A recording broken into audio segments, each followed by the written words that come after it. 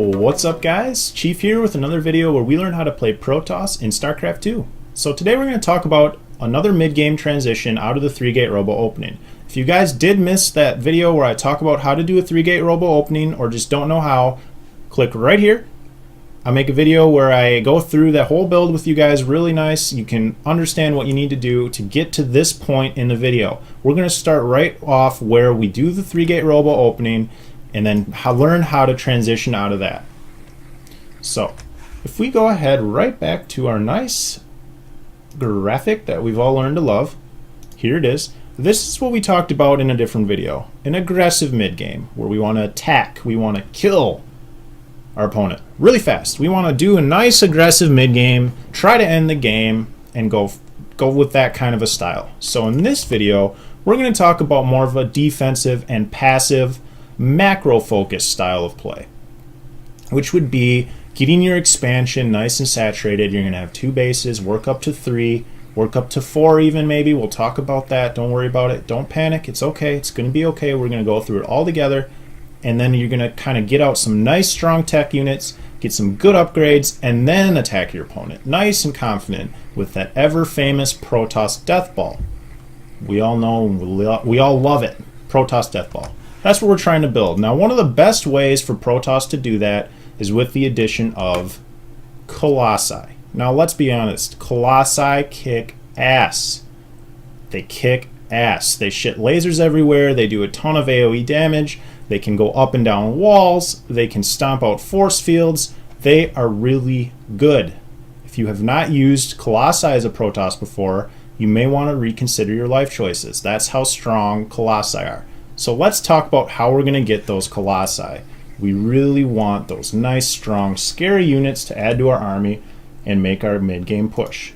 So here we go, right into the, oh boy, right into the game. Here we are. And again, we're going to pick right up after the 3-gate robo opening, right about 5 minutes and 50 seconds. So we're a little early.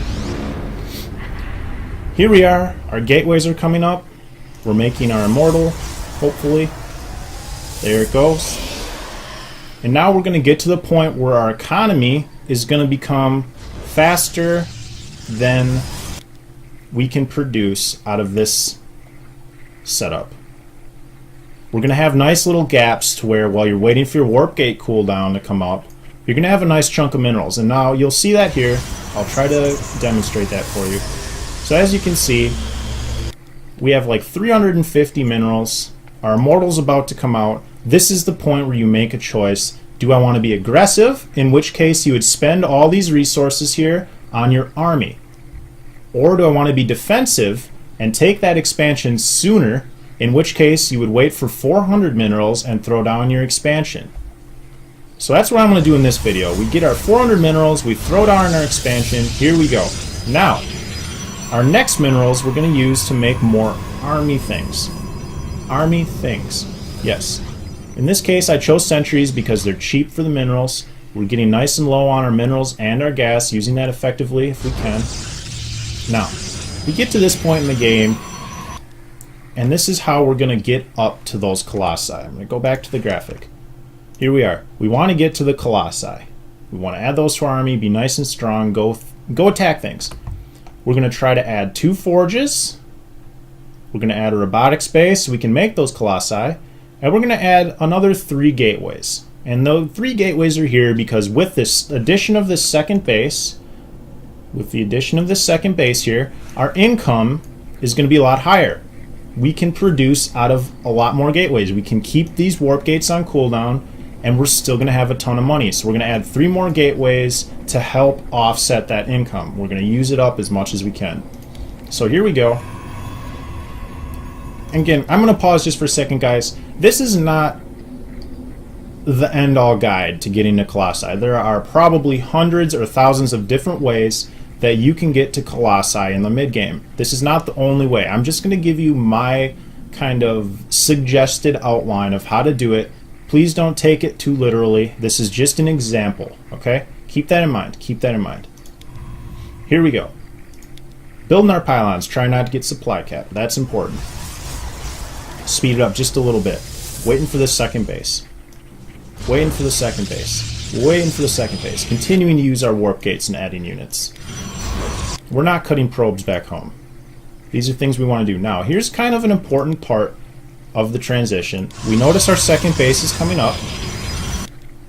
What I like to do is go back to my main base. You notice we have 23 out of 24 workers on this base. What we want to do is grab a handful of these workers and send them over your natural so your workers are evenly divided between the two bases. So that's what we'll see. Hopefully I do. There we go, right there. So as you can see, I have 15 here at home on the minerals. And then there's 8 already going to work on the second base. Now I've also rallied my original Nexus here to help send more workers here. So we have both Nexuses. Nexi? Sweet, Nexi. I'm going to use that. We have both Nexi rallied to the second base mineral patch. Now, that's great. That's great. We're dividing our workers evenly. We're not going to quite get our third and fourth gas yet. That's up to you guys when you want to take your third and fourth gas. If you want to start your upgrades sooner and you want to get those Colossi out really fast, you're going to want to consider your third gas and maybe even your fourth gas almost right away. Me personally, I delay them just a little bit. So enough about that. Let's get on through the build here. We're continuing to use our warp gates. Our economy is going to kick in soon. We've got a nice amount of workers here. So as you can see, now I'm adding the forges. Now this is to start our upgrades. It's worth noting that this is pretty late to get your upgrades. This is pretty late. We're going to offset that by chrono boosting them as much as possible since we now have 2 gateways to use chrono boost from. We're going to use it on these upgrades, get them done, try to catch up. Here we go. Adding that third and fourth gas now. And as soon as these finish, we're starting our upgrades, we're chrono boosting them. Great, that looks great. Now what else are we building? Here we go with our robotics bay. And again, back to the graphic, we're trying to add 2 forges. We're trying to get our robotics bay out so we can make Colossi, and then we're adding on gateways as we need them to continue to use our minerals and gas up as needed. As needed. Remember guys, you do not want to stop making units out of these warp gates. It's hard to give you guys a time of when you throw down your forges, when you throw down this robotics bay. It's kind of when you can squeeze them in while still using all your warp gates to make units. That's the best kind of guideline I can give you. You're going to just squeeze them in when you can.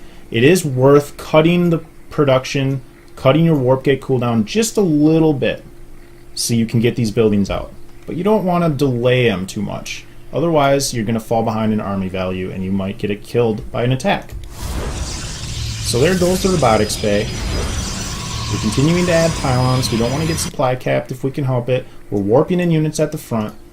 Now what I want you guys to keep in mind at this point in the game, you're likely in a similar situation as me. You want to start your Twilight Council right about when your upgrades are half completed. Half completed. The reason you want to start your Twilight Council so early is because to start your level 2 upgrades, you have to have that building. Without the building, you can't, they're gray. You see this here? Requirements, you need to have level 1 completed, and you also need the Twilight Council. So keep that in mind. You want to start it right about 50% completion. You want to make your Twilight Council. Alright, not much happening throughout this point of the video. We're just adding pylons, using our warp-ins. There's that Twilight. As you can see, it was right about 50%. I threw it down, and that'll give me a nice timing. When this completes, these upgrades will be done, and I can start the level 2 right away. Robotics bay is finished. We can start producing Colossi. Great. Great. This is awesome. Now, as you can see, I'm adding these gateways now. I'm still doing okay on using my resources. Still doing okay. That's great. That's looking good. One thing I think I actually totally forgot in this video, which is not something that I would recommend doing, is getting the thermal lance extension upgrade. I hope you can see it through the overlay. This upgrade is almost a requirement before you attack with your Colossi. You should definitely get this. It's very, very helpful. I'll explain a little more why in a different video. You just need to know that you want it. You want to try to have this upgrade and your level 2 plus 2 plus 2, remember that's what we're going for in this push, done before you make your attack. That's all you're concerned about. Great. Great, great, great. Here we go. We're making some stuff. We're continually queuing out Colossi. Continually queuing out Colossi. Don't make me a liar. Oh, looks like I was getting ready to push. Interesting. So I botched this a little bit. Your goal is once this robotics bay is down, you want to always have some Colossi coming out of here. Always. They're that good. You want about 3, 4, 5 of them, something like that. When you make your push, that's about how many you should have. And they're going to be super helpful. So as you can see now, I've started moving out with my army. I've started moving out. I'm way up here. And this is mostly just because I know he's a very easy AI. I can go up there like that for the purpose of the video. I know that my +2 is going to finish soon. You don't want to wait until your +2 is done and then start moving out. You can move out a little before that. If you know that your opponent's kind of hidden up in his base, you can move out before that. You want to attack as it finishes. So here we go. We don't really need to talk about a whole lot in this video other than we have our Colossi out. I only have 2. Again, I kind of screwed that up. You want to have more than this if possible. If you look at the production tab, you can see that I'll slow it down again. This might be a little bit easier for you to understand. The +2 upgrades are almost done. We're going to start making our attack into our opponent's base. Now, as we do that, we're throwing down our 3rd expansion. That's important. About this point in the game, we're about 15 minutes in, our first base is almost mined out. As you can see, these mineral fields are not looking too happy back here. So we want to get more bases down, because what we can do, we take this 3rd, we can move all these workers, just take them all, and throw them over here. So now they have a fresh base to work on. We don't really need to make more workers. If you make too many workers, your army supply value is going to be really low, and you're going to have like 90 workers. So you can only have 110 army value, which is not ideal. Not ideal. So here we go. That's an okay looking death ball. Not too bad. We're going into the opponent's base. Our +2 is finished. We're going to attack. We're going to see how it goes. That's all I really want to talk about in this video. The idea of transitioning with the defensive mid-game and Colossi. Defensive mid-game and Colossi, which is what we talked about here. We're trying to attack with +2, 2-2, and we're taking a 3rd base. Great. Very, very nice. This is a great, solid mid-game to late game setup.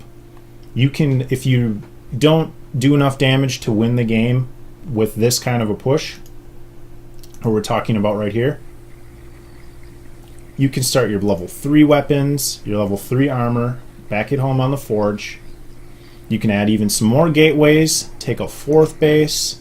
You're in a really good spot. This army, guys, especially if you have more than 2 Colossi like this noob, is really, really, really strong against a lot of things. It's just good. It's good. It's going to win you a lot of games just because how strong your army is. A lot of armies from your opponents won't be able to stand up to this. Hopefully. That's my hope for you guys. So that's it, guys. I really think that's all I want to talk about here. There's a lot of small intricacies and other things that we could talk about in a video like this, but for the sake of keeping it relatively short, again, right about 15 minutes is where we're going to stop, so that's perfect. I don't want to go too in-depth with something like this because I know a lot of you are here just to understand basics. Basic transitions, basic ideas. I'm going to make videos on things like unit micro, things like worker saturation, things like upgrade comparisons. So if you have a +1 zealot, why it's so good versus a zealot with no upgrades against somebody like Zerg, somebody like Protoss. We're gonna have a whole video on different things like that. And again, guys, if you aren't sure how to get to this mid-game video where you're transitioning, watch my 4-gate or 3-gate robo openings and you can understand how to get to the mid-game transition. Thanks a lot for watching, guys. I hope you enjoyed this. I hope it was informative for you, and if you do like my videos, please check out my playlist where I have a lot of other videos related to StarCraft 2. Maybe hit subscribe. Otherwise, thanks for staying around with me. I'll catch you next time. Have a great day, and I'll see you later.